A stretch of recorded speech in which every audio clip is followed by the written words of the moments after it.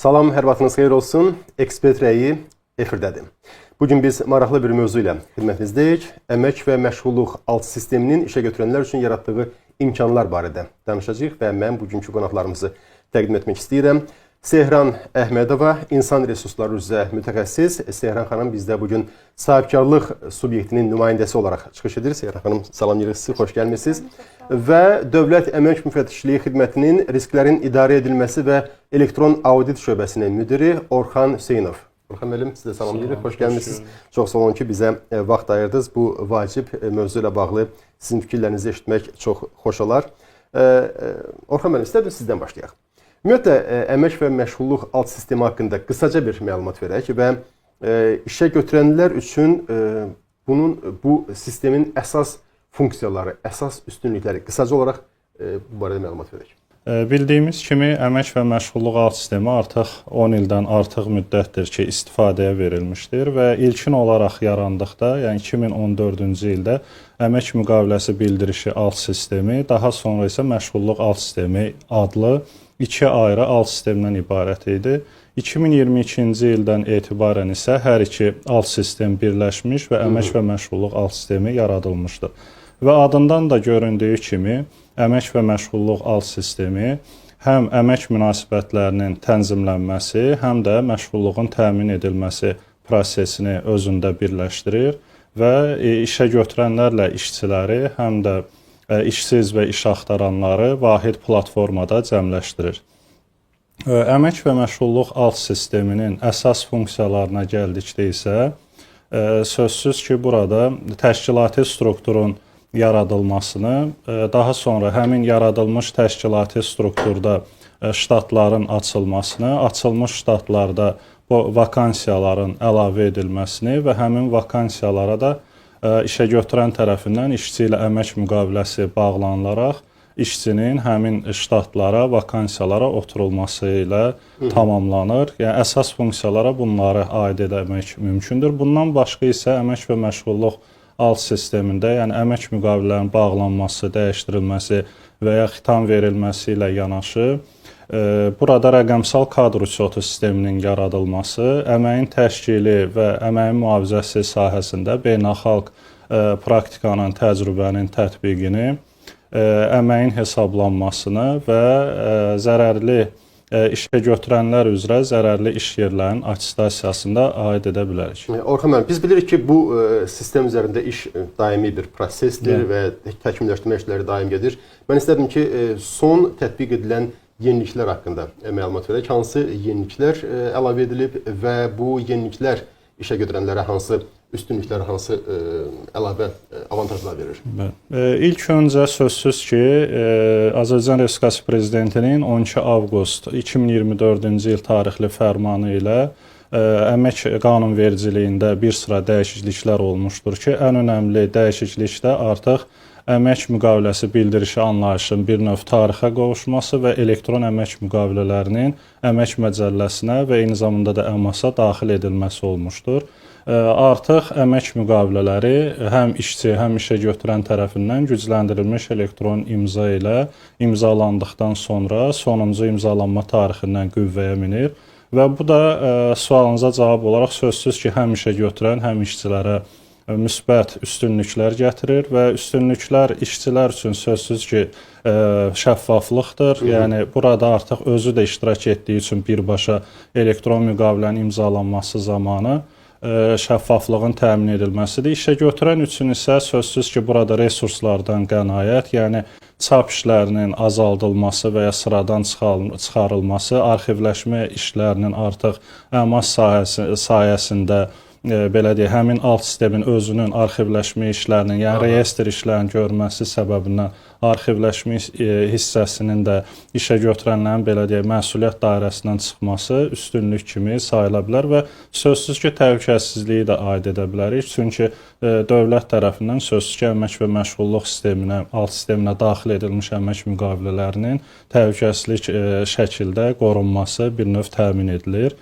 İkinci əsas üstünlük isə bu yenə 12 avqust tarixindən etibarən istifadəyə verilən işçi və işə götürənlər arasında yazışmalar moduludur. Bunun üstünlüyü nədir? Bu modula qədər, yəni işçi və işə götürən arasında yazışmalar əsasən kağız üzərindən aparılırdı. Yəni ərizələrin təqdim edilməsi, əmrlərin verilməsi və s. Lakin artıq həmin tarixdən etibarən artıq həm işçi, həm işə götürənə biz imkan yaratmışıq ki, elektron qaydada, alt sistemdən istifadə edərək ərizəni və ya əmri və ya istənilən hər hansı bir müraciəti qarşı tərəfə təqdim edə bilsin və eyni zamanda bunun artıq elektron qeydiyyatının, bir növ uçotunun da aparılması gələcək fərdi mübahisələrində qarşısını almağa səbəb olur. Üçüncü söz ki, burada kadr şərgüzarlığını vurğulamaq istəyərdim. Artıq bir sıra əmrlər və ərizələr artıq elektronlaşdırılması təmin edilmişdir və həm işə götürən bizim sistemə yerləşdiyimiz şablon, belə deyək, əmrlərdən imzalayaraq işçiyə təqdim edə bilir və ya işçi də istənilən növdə ərizəni rəsmi yazışmalar alt modulu ilə qarşı tərəfə təqdim edə bilir. Dördüncü istiqamət isə əsasən inteqrasiya ilə bağlı deyə bilərdim. Belə ki, xidmət olaraq inteqrasiya bizim ən prioritet məsələlərdən biridir. Daim bunun üzrə, bu iş üzrə rəsmi yazışmalar aparılır, işçi qrupları yaradılır və bunun da nəticəsində son olaraq məhkumluq haqqında arayışları, xəstəlik vərəqələri və sağlamlıq haqqında arayışların əmasa inteqrasiyası artıq təmin olunmuşdur və bunun da sözsüz ki, üstünlüyü artıq işçi heç bir yerə getmədən sadəcə əmək və məşğulluq alt sisteminə öz gücləndirilmiş elektron imzası ilə daxil olur və həmin sənədləri işə götürənə təqdim edə bilir. Çox gözəl. Mən istərdim ki, işə götürənlərin nöqteyi nəzərindən Sehran xanım bizə bu sistem haqqında məlumat versin. Sehran xanım, işinizdə bu əmək və məşğulluq alt sistemindən nə dərəcədə fəal yararlanırsınız, istifadə edirsiniz və sizə nə dərəcədə həqiqətən sizin işinizdə dəstək olur, yoxsa əlavə problemlər yaradır? Bu barədə istərdim danışasınız. Çox gözəl mövzuya toxundunuz. Mən bu barədə fikirlərimi bildirmək istərdim. Əma sisteminin yeni tətbiqi artıq bizim üçün çox asanlaşmış versiyaya gətirib çıxardı. Yəni həm işə götürənlər tərəfindən, həm əməkdaşlar, yəni işçilər tərəfindən müsbət tərəflərinə görə çox sevilməyə başladı. Yəni ilkin mərhələdə biraz çətinlik yaratdı bizim üçün. Daha sonra isə sevilməyə başladı. Çətinlik nə idi? Yəni sadəcə olaraq bu sistemə uyğunlaşma idi, yoxsa hansısa problemlər var idi sistemdə? Uyğunlaşma, bəli. Uyğunlaşmada çətinlik yaşayırdıq. İşçilərin ola bilər ki, yaş məhdudiyyətinə görə, yəni yuxarı yaşlılar biraz telefondan istifadə etməkdə çətinlik çəkirdi. Bununla bağlı yəni bizə müraciət edirdilər, biz onları ofisə dəvət edib yerindəcə izah etməyə çalışırdıq. Yəni ilkin mərhələdə yəni işçilərin hər birinin müqaviləsi kağız versiyada olduğuna görə biz onları onlayn versiyaya keçirdikdə artıq biraz çətinlik çəkdik, yəni vaxt məhdudiyyətinə görə.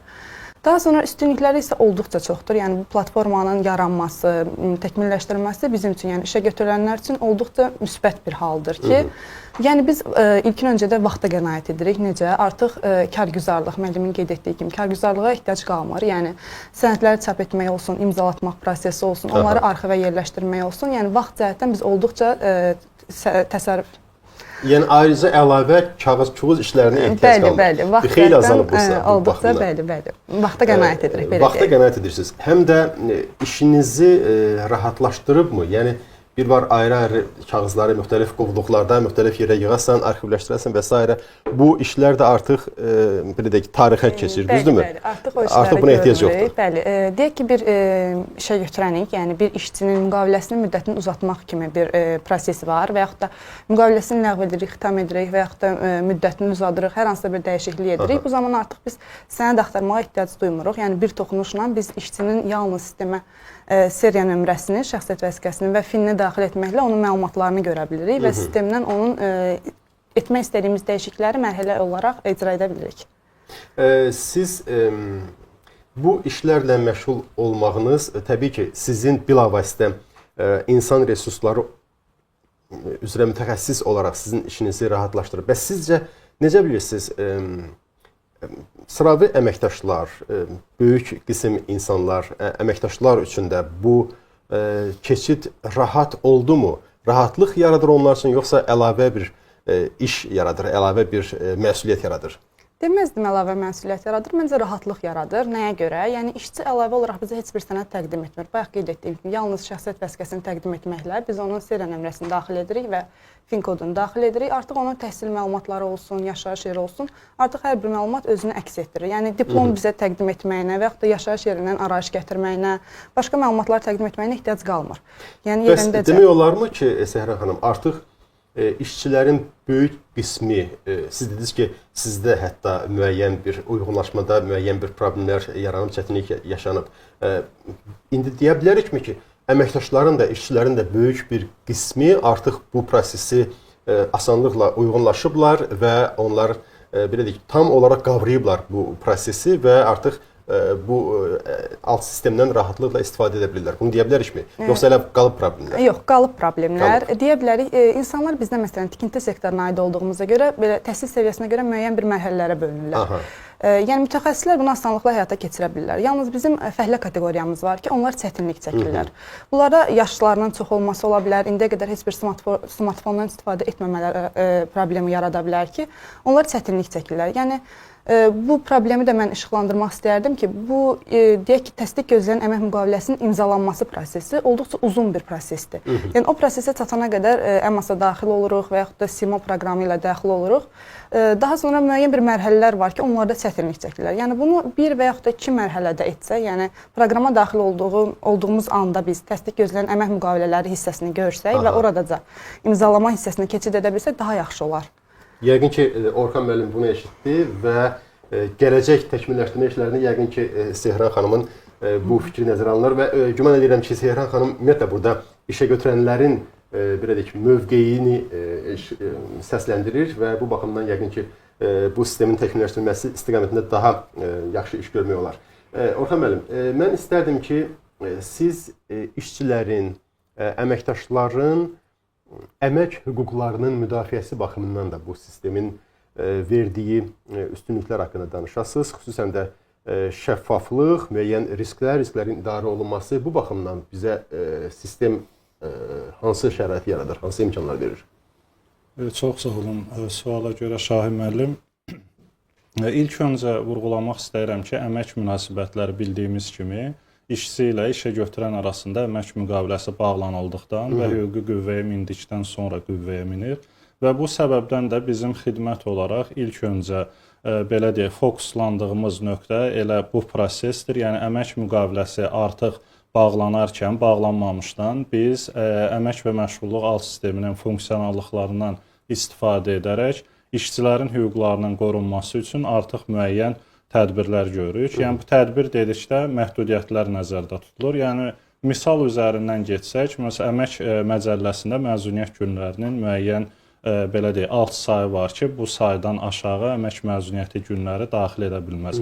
Və ya bunu iş saatı ilə də bağlı, həftəlik iş saatı ilə bağlı, əmək haqqı məbləği ilə bağlı da deyə bilərik və biz buradan hansı ki, kağız müqavilə zamanı biz bunu edə bilmirdik və yalnız bunu etmək üçün sözsüz ki, elektronlaşma, rəqəmsallaşma şərt idi və artıq biz əmək və məşğulluq alt sisteminin bu funksionallıqlarından istifadə edərək bəzi məcəllənin tələblərinə uyğun olaraq məhdudiyyətlər tətbiq edirik ki, hansı ki, bu məhdudiyyətlər nəticəsində də işçinin həftəlik iş saatları, əmək məzuniyyəti günləri, minimum əmək haqqı məbləği və s. kimi şərtlər qorunur. Eyni zamanda şəffaflıqla bağlı bayaq da vurğuladığım kimi əmək müqaviləsi bildirişlərində əvvəl 2024-cü ilin 12 avqustuna qədər olan sistemdə qarşı tərəf, yəni işçi bu prosesdə iştirak eləmirdi. Yalnız kağız müqaviləni imzalayırdı. Digər artıq öhdəliklər sistemə daxil edilmiş işə götürən üzərinə düşürdü. Və xidmətə daxil olmuş vətəndaş müraciətlərindən, şikayətlərindən biz təhlil edərək görürdük ki, bəzi hallarda unutqanlıqdan, səhlənkarlıqdan və hər hansı bir subyektiv səbəbdən işə götürən kağız üzərində müqavilə bağlanılsa da əmək və məşğulluq alt sisteminə daxil etmirdi və ya hər hansı bir subyektiv səbəbdən təhrif olunmuş oradakı fərqli məlumatları daxil edirdi. Artıq bu da sözsüz ki, gələcəkdə işçilərin hüquqlarının pozulmasına gətirib çıxardırdı və fərdi mübahisələrə zəmin yaradırdı. Lakin artıq işçi öz gücləndirilmiş elektron imzası ilə sistemə daxil olur və işəgötürən tərəfindən daxil edilmiş əmək müqaviləsini tam olaraq oxuyur, razılaşır, razılaşdığı təqdirdə imzalayır, razılaşmadıqda isə yenidən düzəlişlərin edilməsi üçün işəgötürənə təqdim edir. Orxan müəllim, biz işəgötürənlər üçün bu sistemin yaratdığı üstünlüklər haqqında danışırıq, amma yəqin ki, burada müəyyən qədər məsuliyyətdən də söhbət gedir. Onların üzərinə düşən öhdəliklərdən. Bu haqda da xahiş edirəm məlumat verək. İşəgötürənlərin öhdəlikləri, məsuliyyətləri bax bu sistem üzərindən nədən ibarətdir? Bəli, sözsüz ki, burada bizim bayaq qeyd etdiyimiz bütün tədbirlər preventiv, yəni qabaqlayıcı tədbirlər idi. Bu işin çalışırıq ki, preventiv qabaqlayıcı tədbirlə əmək hüquqlarının pozulmasının qarşısını alaq. Amma sözsüz ki, xidmət olaraq biz nəzarət edici də orqanıq və elə əmək və məşğulluq alt sisteminə daxil olan məlumatlardan biz işçilərin əmək hüquqlarının pozuntu hallarını da bəzən aşkar edirik və bununla bağlı olaraq da biz İnzibati Xətalar Məcəlləsinin bizə verdiyi səlahiyyətdən istifadə edərək müəyyən inzibati məsuliyyətə cəlb etmə tədbirləri görürük və İnzibati Xətalar Məcəlləsinin 127-ci maddəsinin 4-1-ci bəndində bizə elektron audit, yəni elektron qaydada yoxlamanın aparılması ilə bağlı bizim xidmətə səlahiyyətlər verilmişdir. Və bu barədə istəyərdim qısa olaraq danışım, çünki bu artıq bu ildən etibarən tətbiq olunan bir prosesdir. Biz xidmət olaraq bu prosesə hazırlamışdıq, elektron audit modulu hazır idi. Sadəcə inteqrasiya məsələsində biz asan ödəniş portalına inteqrasiya ilə bağlı müəyyən bir müddət lazım oldu bizə və artıq may ayından etibarən biz bu prosesə start vermişik. İnzibati Xətalar Məcəlləsinin 127-ci maddəsi bizə nə deyir? Burada xidmətin səlahiyyətlərinə aid olan, yəni nəzarət edici orqan xidmət olduğu 3 maddə burada müəyyən olunub. Bunun birincisi qeyri-formal məşğulluqla bağlı 192.1-ci maddədir. Yəni əmək müqaviləsi hüquqi qüvvəyə minmədən işəgötürən tərəfindən işçinin işə cəlb edilməsi. İkincisi 192.3-cü maddədir. Burada da Respublika üzrə müəyyən edilmiş tam iş vaxtı və əsas iş yeri üzrə minimum əmək haqqı məbləği, minimum əmək haqqı məbləğindən aşağı məbləğdə əmək haqqı məbləğinin göstərilməsinə görə cərimə müəyyən olunur. Üçüncüsü isə bu da yeni dəyişiklik oldu, 469-1-ci maddə. Burada isə icbari sığorta müqaviləsi bədbəxt hadisələrdən, istehsalatda baş vermiş bədbəxt hadisələrdən peşə əmək qabiliyyətinin itirilməsinə görə, icbari sığorta müqaviləsinin bağlanılmamasına görə işəgötürənlər məsuliyyətə cəlb olunur və bu 127-ci maddə bizə deyir ki, əgər nəzarət edici orqan, burada biz Dövlət Əmək Müfəttişliyi xidmət edir, elektron informasiya sistemi üzərindən əgər həmin məlumatları, yəni kənarlaşmanı əldə edirsə, o zaman elektron qaydada da protokol və ya qərar tətbiq etməlidir. Yəni bu şəkildə artıq bizə ənənəvi qaydada yox, elektron qaydada bizə protokol və qərarların tərtib edilməsi bir növ qanunvericiliyin tələbidir və artıq biz də may ayından etibarən bu prosesə başlamışıq. İnzibati cəza tədbirləri dediniz. Bunun bir qədər açıqlamasını verə bilərikmi? Bəli, bu sadaladığım elə maddələr üzərindən istəyirsiniz. Yəni inzibati cəza dedikdə nə nəzərdə tutulur? İnzibati cəza dedikdə, yəni İnzibati Xətalar Məcəlləsində hər bir şəxs üzrə, bəzən bu vəzifəli şəxs üzrə yalnız olur, məsələn, minimum əmək haqqı məbləğindən aşağı məbləğdə əmək haqqı məbləğinin ödənilməsinə görə, bəzən bu 192.1-ci, yəni qeyri-formal məşğulluqla bağlı hər üç şəxs, yəni həm fərdi sahibkarlar, həm hüquqi şəxslər, həm də vəzifəli şəxslər inzibati məsuliyyətə cəlb olunurlar. Burada söhbət pul cəriməsindən. Bəli. Məsələn, minimum əmək haqqı ilə bağlı hal-hazırda biz elektron audit dediyim kimi aparırıq və 1000 manat məbləğində vəzifəli şəxslər cərimə olunur. 192.1 isə sözsüz ki, bizim ən çox mübarizə apardığımız belə deyək sahədir deyə qeyri-formal məşğulluq. Söz ki, orada məbləğlər daha yuxarıdır. Hətta hüquqi şəxslər 20.000 manat məbləğində belə cərimə olunurlar. Seyran xanım, biz görürük ki, işəgötürənlərin üzərində də bir xeyli məsuliyyət qoyulub, onların da bir xeyli öhdəlikləri var. Yalnız üstünlüklər vermir, həm də məsuliyyət yaradır təbii ki bu sistem. Mən istərdim ki, siz təbii ki istənilən bir özəl biznes subyektində müəyyən vaxtaşırı olaraq vakansiyalar yaranır, bu və ya digər səbəbdən hansısa işçi çıxır, onun yerinə digər adamı işə götürmək lazım olur və yaxud da biznesdə genişlənmə olur və işçilərin sayı artır və s. yeni vakansiyalar yaranır. Bax, bu yeni vakansiyalar, bu vakansiyaların idarə edilməsi prosesində bu alt sistemin üstünlükləri ola bilər və yaxud çətinlikləri, bax, bu haqda əsərdən danışasınız. Çox gözəl mövzuya toxunmusunuz. Bizdə belə sadaladığımız hallarla rast gəlinmə hallar olur. Yeni bir işçi axtarırıq, deyək ki. Biz onları ilk öncə ştat açırıq, yeni bir ştat yaradırıq. Daha sonra onu vakansiya bankına göndəririk. Vakansiya bankına göndərdikdə artıq bizə məşğulluq agentliyindən müəyyən bir şəxslər məsləhət görülür. Yəni, işsiz kimi olan şəxslər məşğulluq tərəfindən bizə yönləndirilir.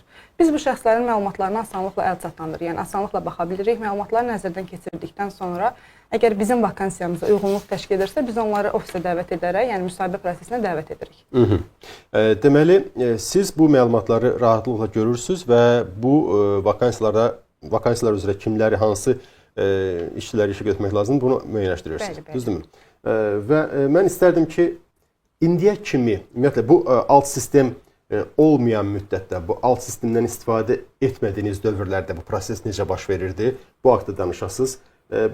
Biz bilirik ki, xüsusən özəl biznes subyektlərində LinkedIn kimi bir sosial şəbəkə var. Bu sosial şəbəkədən geniş istifadə olunurdu. Müəyyən kadrların işə cəlb edilməsi, kadrlar haqqında məlumatların əldə edilməsi və s. Bax, bu iki metodu müqayisə etsək, hansı daha rahat idi? Hansı daha rahatdır? Hansı sizə daha çox üstünlüklər verir? Mən deyərdim ki, əmas daha üstünlük verir bizə. Çünki əmas hüquqi mövqeyi nəzərdən bizə daha çox uyğundur. Yəni, əmasda həqiqətən iş axtaranlar bizə məşğulluq agentliyi tərəfindən təqdim olunur və biz əmasda daha çox üstünlük veririk, nəinki LinkedIn-ə. LinkedIn-də belə deyək, bizim vakansiyamıza uyğun olan, olmayan minlərlə CV-lər var. Yalnız bu CV-lərin nə dərəcədə doğru olmağı, nə dərəcədə həqiqi məlumat əks etməyi bizə məlum deyil. Ona görə də biz ən çox, yəni əsasən üstünlüyü əmasa veririk. Biz indi deyə bilərik ki, bu baxımdan sizin vakansiyalar üzrə işçi tapmaq baxımından işiniz xeyli rahatlar, asanlaşır. Çox gözəl. Və Orxan müəllim, istərdim ki, bir qədər əvvəl Sehran xanım toxundu qısaca olaraq ki, müəyyən əməkdaşlardan bu sistemə uyğunlaşma, davranış qabiliyyətlərinin formalaşması üçün yəqin ki, müəyyən qədər vaxt lazımdır. Və bu baxımdan nə etmək olar sizcə? Maarifləndirmə işləri, bəlkə ola bilər ki, müəyyən təlimlər və s. bu istiqamətdə hansı işlər görülürmü?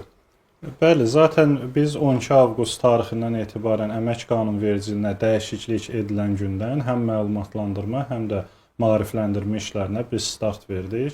Məlumatlandırma işlərinə işə götürənlərin, həm də işçilərin əmasda mövcud olan şəxsi kabinetlərinə məlumatlandırma mətnlərinin göndərilməsi, daha sonra bəzi işə götürənlərin mobil nömrələrinə SMS məlumatlandırma, top siyahılarda, yəni daha çox işçisi olan işə götürənlər üzrə 142 çağrı mərkəzi vasitəsilə zənglər edirdik. Yəni bu belə deyək, qeyd edilən prosesə start nöqtəsi bura idi. Daha sonra artıq maarifləndirmə işlərinə başladıq və həmin 12 avqust tarixindən etibarən biz artıq yüzlərlə işə götürənlərlə, bəlkə minlərlə nümayəndəsinə, işə götürənlərin nümayəndəsinə biz təlimlərdə həm əyani şəkildə, həm də Zoom platforması üzərindən təşkil olunurdu. Təlimlər keçdik və eyni zamanda biz regionlara da bir sıra bölgələrə və eyni zamanda Naxçıvan Muxtar Respublikasına da əməkdaşlarımız ezam olundu və orada əyani şəkildə keçirilən belə deyək, toplantılarda qeyd edilən məsələlərlə bağlı məlumatlandırma işləri apardıq. Eyni zamanda qeyd edilən proses... Bu məlumatlandırma işləri hansı hədəf auditoriyasına yönəlib? Daha çox, belə deyək, özəl sektor nümayəndələrinə, ümumiyyətlə işə götürənlərə, yoxsa ümumiyyətlə geniş bir təbəqəyə, elə həmçinin də əməkdaşlara, işçilərə? Sözsüz ki, bizim təlimlər necə gedirdi? Biz onu ilk öncə öz sosial şəbəkələrimizdə elan edirdik və istənilən bir şəxs həmin təlimlərin linkindən, qeydiyyatdan keçərək qoşula bilirdi. Yəni burada bir məcburiyyət sözsüz ki, qoyulmurdu ki, bu dövlət olsun, qeyri-dövlət və ya işçi olsun, işə götürən olsun. Və vurğulamaq istəyirəm ki, elə siz bu yerə gəlmişkən bununla bağlı olaraq, yəni mərhələli keçidlə bağlı bildiyimiz kimi Nazirlər Kabinetinin 27 sentyabr 2024-cü il tarixli qərarı olmuşdu. Yəni bununla bağlı sözsüz ki, hansın belə deyək, son icra tarixinə yaxınlaşır. Birinci dövlət qurumları, dövlət sektoru üzrə müəyyən olmuşdu 1 yanvar 2025-ci il tarixədək və sözsüz ki, biz ilkin olaraq dövlət sektoruna prioritet olaraq müəyyən edib onlarla daha çox işlər aparmışdıq. Özəl sektor. Bəli, artıq iyulun 1-dən, yəni bir həftə sonra özəl sektora ayrılmış olan bu müddət bitir. Elə sizin yaratmış olduğunuz fürsətdən də istifadə edərək özəl sektordan bizi yəqin ki, dinləyən tamaşaçılar var və onlardan da xahiş edirik ki, bu prosesi sürətləndirsinlər və əgər qüvvədə olan və elektrona keçməmiş əmək müqavilələri varsa, onları da elektron sənəd formasına keçirsinlər. Yəni tamaşaçılarımıza qısaca olaraq bir xatırlatma edim ki, daha aydın olsun deyə bu söhbət nədən gedir? İyulun 1-dən artıq özəl sektor üzrə bağlanmış əmək müqavilələri yalnız və yalnız elektron sənəd formasında tətbiq edilməlidir, bağlanmalıdır, düzdürmü? Bağlanılma artıq 12 avqust tarixindən etibarən bağlanılır. Zaten artıq əvvəlki qaydada əmək müqaviləsi bildirişinə 12 avqust tarixindən etibarən dayandırılıb. Sadəcə söhbət nədən gəlir? 12 avqustdan öncə bağlanılmış və hələ də qüvvədə olan əmək müqavilələri var ki, əmasda hələ də əmək müqaviləsi bildirişi olaraq qalıb. Bunların keçidi üçün zaten 12 avqustdan etibarən biz buna məhdudiyyət qoymuşuq. Sadəcə elektron şəkildə bağlanır. Yalnız elektron şəkildə. Məlumat üçün maraqlıdırsa bildirmək istərdim ki, dövlət sektorunda 1 yanvar tarixində dedik ki, bitib və dövlət sektorunda tam uğurla keçirildi deyə bilərik və artıq 99%-dən yuxarıdır və demək olar ki, 100%-ə yaxındır və orada keçidi təmin etməyənlərdə sözsüz ki, bəzi obyektiv səbəblər var. Seyran xanım, siz hazırsınızmı iyulun 1-nə və iyulun 1-dən sonra artıq yalnız elektron formada bu sənədlərin təqdim edilməsinə? Əlbəttə belə, hazırıq. Komanda olaraq hər birimiz bu sahə üzrə çalışırıq. Bu çox yaxşı bir haldır və mən istərdim ki, Seyran xanım, siz ümumiyyətlə bu baxımdan işçilərlə, əməkdaşlarla, bax, siz deyirsiniz ki, müəyyən bir çətinliklər yaşandı bu sistemin tətbiqi zamanı, bu sistemə uyğunlaşma, davranış vərdişlərinin yaranması və s. Bəs işçilər, siz həmçinin özünüz vurğuladınız ki, burada təbii ki, müəyyən bir davranış səviyyəsi fərqi ola bilər. Müxtəlif işçilər arasında savad səviyyəsi və s. Bax, bu baxımdan nə etmək olar? Siz özünüz bir özəl biznes nümayəndəsi olaraq öz şirkətinizdə işçilərlə bu istiqamətdə müəyyən bir iş aparırsınızmı? Bəlkə məlumatlandırma, bəlkə təlim, bəlkə hansısa bir digər görüşlər və s. Bu baxımdan nə iş görürsünüz? Biz qanun qüvvəyə mindiyi gündən işçilərin hər birini topladıq, iclas formasında məlumatlandırma kimi bir proses həyata keçirdik. Yəni orada hər birini detallı şəkildə izah etdik, bu qaydada daxil olursunuz, imzalayırsınız, SİMA proqramında qeydiyyatdan keçirsiniz. Bu kimi izahat olundu, yəni iclasda. Yalnız onların da bayaq qeyd etdiyimiz kimi savad səviyyəsinin biraz aşağı olması, onların bir dəfədən yadda saxlanması kimi problemə gətirib çıxardı. Ona görə biraz bizdə vaxt itkisi baş verdi. Bəs bu baxımdan, Orxan müəllim, bəlkə müəyyən video bələdçilər və s. bu istiqamətdə hansısa işlər görülürmü? Bəlkə var. Artıq görülüb, bəli, elə onu vurğulayacaqdım ki, yəni hər bir işçi həm əmək və məşğulluq alt sistemin özündə də video təlimatlar bölməsi var, lakin bu sistemə daxil olmadan da YouTube platforması üzərindən və ya bizim həm nazirliyin, həm xidmətin sosial şəbəkələrində, yəni bununla bağlı ən qədər belə deyək, video paylaşımlar olub və həmin əməkdaşlar istifadə edərək rahat qaydada məlumat əldə edə bilərlər. Və Orxan müəllim, istərdim ki, hesabatlılıq haqqında da danışaq. Əmək və məşğulluq alt sistemi bu istiqamətdə işlərdə hesabatlılığın aparılması baxımından onların verdiyi üstünlüklər haqqında məlumat verir. Bəli, yaxşı belə deyək, məsələyə toxundunuz. Çünki bu bizim xidmət olaraq da yenə prioritet istiqamətlərimizdən biridir ki, biz zaten özümüz öz daxili mərkəzləşdirilmiş elektron informasiya sistemindən əldə edə bilirik. Lakin bunu bizim bir növ əldə etdiyimiz, gördüyümüz məlumatların işə götürənlər tərəfindən də rahatlıqla əldə edilməsi üçün tərəfimizdən mütəmadi olaraq işlər aparılır. Bu həm hesabatlıq, həm də interfeys, yəni ümumi görünüşün, ümumi user-friendly olması üçün mütəmadi olaraq texniki tapşırıqlar təqdim edilir və işlər aparılır. Hazırda hesabatlılıqla bağlı işə götürənlər işçi sayını, ştat vahidlərini, əmək müqavilərini və s. kimi əsas məlumatları sistem üzərindən görə bilirlər. Eyni zamanda öz sistemlərinə daxil etdiyi, yəni işə götürənin təşkilat struktura daxil etdiyi işçilərdən yaş dərəcəsi, cinsiyyəti, əlilliklə bağlı məlumatları da əldə edə bilirlər. Lakin sözsüz ki, bilirik ki, bu tam olaraq belə deyək də işə götürən üçün kifayət deyil və bunun artırılması, müxtəlif sayğacların əlavə edilməsi, müxtəlif əmək müqavilələri bağlanarkən olan məlumatların həmin hesabat şəklində əldə edilməsi üçün də tərəfimizdən işlər gedir. Eyni zamanda orada hesabatlıqdan başqa müxtəlif reyestrlər də yaradılıb ki, bu reyestrlər vasitəsilə də qüvvədə olan əmək müqavilələri ləğv olan və s. barədə işə götürənlər reyestrlər vasitəsilə də öz məlumatlarını əldə edə bilirlər. Və bir məsələdə istərdim Orxan müəllim bu məsələyə də münasibət bildirəsiniz.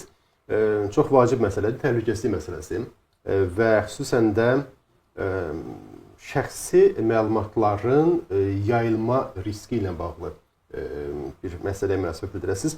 Ötəri olaraq, qısaca olaraq toxundu Seyran xanım bu məsələyə ki, bəzən işçilər haqqında məlumatların bu və ya digər səbəbdən digər üçüncü şəxsə yönləndirilməsinə ehtiyac olur, zərurət yaranır.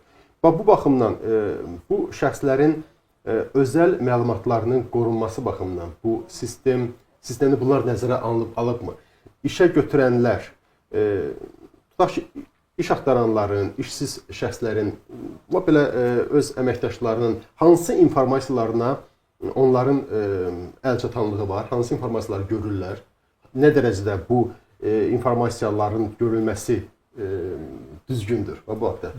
Burada texnoloji təhlükəsizliklə yanaşı sözsüz ki, biz eyni zamanda həmin məlumatların qarşı tərəfə ötürülməsi ilə bağlı isə biz, yəni xidmət olaraq bizə vətəndaş müraciətləri daxil olduqda bununla bağlı olaraq bir sıra hallarda fərdi məlumatlar haqqında qanuna istinad edirik və qarşı tərəfə sözsüz ki, başqa şəxsin məlumatlarını təqdim eləmirik. Sizin dediyiniz halda artıq işə götürən tərəfindən başqa bir quruma və işə götürənə göndərilməsi halını sözsüz ki, biz görmədiyimiz üçün buna münasibət bildirə bilmərəm. Bundan başqa kiber təhlükəsizliklə bağlı deyə bilərəm ki, məsələn, elektron əmək müqavilələrinin keçidlə bağlı xarici belə deyək, dövlətlərdən kiber təhlükənin qarşısının alınması üçün də bəzən əmək və məşğulluq alt sisteminə və ya elektron imzalarda buna məhdudiyyətlər tətbiq edilir, qorunmaq məqsədi ilə. Mən istədim ki, siz də buna münasibət bildirəsiniz. Çünki siz müəyyən işçilərin informasiyalarını, onlar haqqında olan məlumatları görürsünüz, belə deyək. Bu hansı məlumatlardır və bu məlumatların üçüncü tərəfə ötürülməməsi üçün belə bir iş görülürmü? Buna əhəmiyyət, önəm verilirmi bu haqda? Biz bəli, işçilərin məlumatının qorunmasına xüsusi önəm veririk. Bununla bağlı yenə dediyim kimi bizim xahişimiz var ki, bildiriş kimi, yəni və yaxud da onu əvəzləyən bir sənəd növü sistemə daxil olunsun. Biz asanlıqla işçilərin məlumatlarını əldə edə bilək. Yəni bunu müqavilə şəklində yox, sırf əsas məlumatlar formasında əldə edə bilək. Bir də çox maraqlı bir mövzuya toxundunuz. Mən bu mövzu ilə bağlı bir problemi səsləndirmək istəyirdim. Biz işçini deyək ki, sistemə daxil edirik. Sistemə daxil edən zaman biz onun əvvəlki iş yerindən hansı maddə ilə ayrıldığını görə bilmirik. Məsələn, nümunə olaraq göstərirəm. İşçini götürürük işə. Sistemə daxil edən zaman ola bilər ki, işçi daha əvvəlki iş yerindən 70-ci maddənin, əmək məcəlləsinin 70-in C-si ilə ayrılmış olsun, yəni qovulma ilə, lori dildə desək, ayrılmış olsun. Biz onu görə bilmirik. Yəni bu maddə ilə işdən azad olunan, yəni xitam verilmiş işçini müəssisəmizdə, yəni yer almasını istəmərik təbii ki. Yəni eyni maddəni gəlib bizim şirkətdə də eyni hadisəni törətməsində. Bununla bağlı yəni nə edə bilərik? Bu ümumiyyətlə olmalıdırmı? Bu informasiya görülməlidir, yoxsa görünməməyi daha məsləhətdir? Elə görünməməyi məsləhət olduğu üçün, çünki bu eyni zamanda söz ki, işə götürənlər üçün bu hissə maraqlıdırsa, qarşı tərəfdən də baxdıqda işçilər üçün də qeyd edilən məlumatların bir növ belə deyək də görünməməsi, onların elə bayaq da danışdığımız fərdi məlumatlar hissəsi ilə bağlı olaraq onlar da əksinə belə də müraciət ünvanlayırlar ki, qeyd edilən hissənin görünməsi mənim gələcəkdə karyerama və s.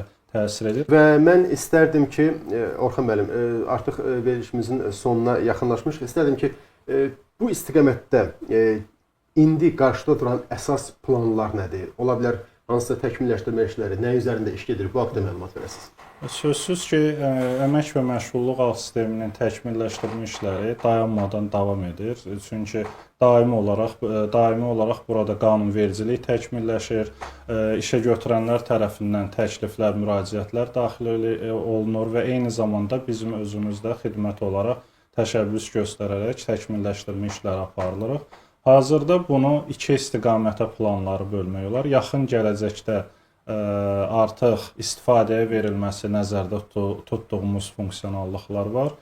Bunlara əmək və məşğulluq alt sistemində əməyin mühafizəsi bölməsinin yaradılması üzərində hal-hazırda işlər gedir. Burada baş vermiş bədbəxt hadisələrin elektron qeydiyyatı, qurumlar arası inteqrasiya və s. kimi məsələlər öz əksini tapacaqdır.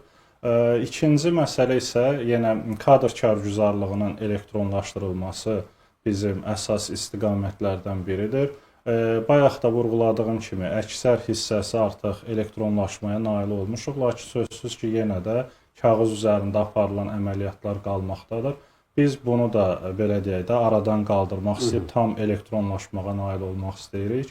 İlkin olaraq artıq yenə də tamamlama prosesində bizim ezamiyə vərəqələrinin elektronlaşması var, hansı ki, bildiyimiz kimi kağız üzərində hazırda aparılır və kadr uçot vərəqəsinin də tam olaraq elektronlaşması, hansı ki, işə qəbul prosesində artıq kağız üzərində deyil, elektron şəkildə artıq rahat bir şəkildə təqdim edilməsini nəzərdə tuturuq ki, hansı ki, bu kadr uçot vərəqəsinin elektronlaşdırılması bir növ digər dövlət qurumlarından daxil olan məlumatlardan asılıdır. Yəni, həmin qurumlar, məsəl üçün, orada hərbi bilet haqqında məlumatlar olur, biz onun üçün səfərbərlik xidmətindən inteqrasiya olunmalıdır və ya dövlət təltifləri ilə bağlı məlumatlar var. Yəni, bu kimi səbəblərdən biraz yubana bilir, lakin yaxın müddətlərdə qeyd edilənlərin, belə deyək, icra olunmasını gözləyirik, artıq istifadəyə verilməsini gözləyirik.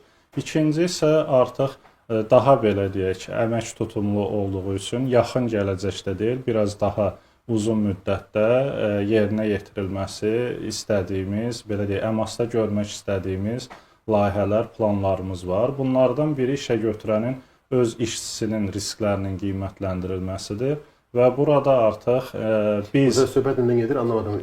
Risklərin qiymətləndirilməsi. Bəli, işə götürənin öz işçisinin, yəni burada nələr nəzərdə tutulur? Biz necə ki, xidmət olaraq risk meyarlarını sizə müəyyən edirik ki, işə götürəndə filan qədər işçi tutalım, icbari sığorta müqaviləsi bağlamayıb və ya minimum əmək haqqı məbləğindən aşağıdır və işə götürən bu əsas sözsüz ki, daha çox işçi sayı olan işə götürənlər üçün aiddir. Yəni, 1-2 işçisi olan rahatlıqla idarə edə bilir. Amma yüzlərlə, minlərlə işçisi olan üçün sözsüz ki, yəqin ki, bizim hörmətli qonaq da təsdiqləyər. Yəni, bu onlara əlavə bir üstünlük, fayda gətirəcək ki, artıq özü rahatlıqla o yaradılmış olan funksionallıqdan istifadə edərək, artıq özündə, yəni əmək qanunvericinin pozulması ehtimalı olan halları müəyyən edərək, yəni xidmət onu tapmamış, belə deyək də, özü artıq müəyyən edərək Artıq aradan əvvəlcədən qaldırmaq görəcək, biləcək. Bəli, Məlumat öz risklərini, bəli, öz daxil etdiyi əmək müqavilələri ilə bağlı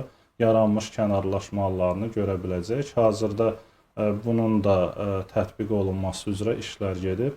Bir növ uzaq gələcəkdə isə bunun da səbəbi dediyim kimi işin belə həcmli olması, əmək tutumlu olması. Məsəl üçün bizim bəzi işə götürənlər də bizə xahiş edirdilər bununla bağlı. Məsəl üçün mühasibatlıq və kadr uçotunda istifadə olunan 1S kimi platformaların və ya Oracle SAP kimi platformaların, proqramların əmək və məşğulluq alt sisteminə gələcəkdə inteqrasiyası, yəni artıq sadəcə belə düşünürük ki, yalnız əmək və məşğulluq alt sisteminə daxil olmaqla bir sıra funksiyonallıqları artıq işə götürən tərəfindən əldə edilə bilsin. Yəni əmasdan ayrılmadan, sistemdən çıxmadan artıq orada bir çox artıq imkanlardan yaransın. Planlar böyükdür. Biz sizə uğurlar arzulayırıq və əminik ki, bu istiqamətdə hələ uğurlarınız çox olacaq və müsbətə doğru çox dəyişəcək bu alt sistem və nəticədə də udan yalnız işə götürənlər yox, həm də işçilər olacaq və ümumilikdə Azərbaycan olacaq təbii ki. Azərbaycanda bu sahədə daha böyük uğurlar əldə edilmiş olacaq. Çox sağ olun, hər ikinizə təşəkkür edirəm. Çox sağ olun ki, bizə vaxt ayırdınız və dəyərli fikirlərinizi bizimlə bölüşdünüz. Bir daha xatırlatmaq istəyirəm ki, bizim bugünkü qonaqlarımız kadrlar üzrə mütəxəssis, insan resursları üzrə mütəxəssis Sehran Əhmədova və Dövlət Əmək Müfəttişliyi Xidmətinin risklərin idarə edilməsi və elektron audit şöbəsinin müdiri Orxan Hüseynov idi. Bizim müzakirəmiz burada yekunlaşır. Sağ olun, sağlıqla qalın.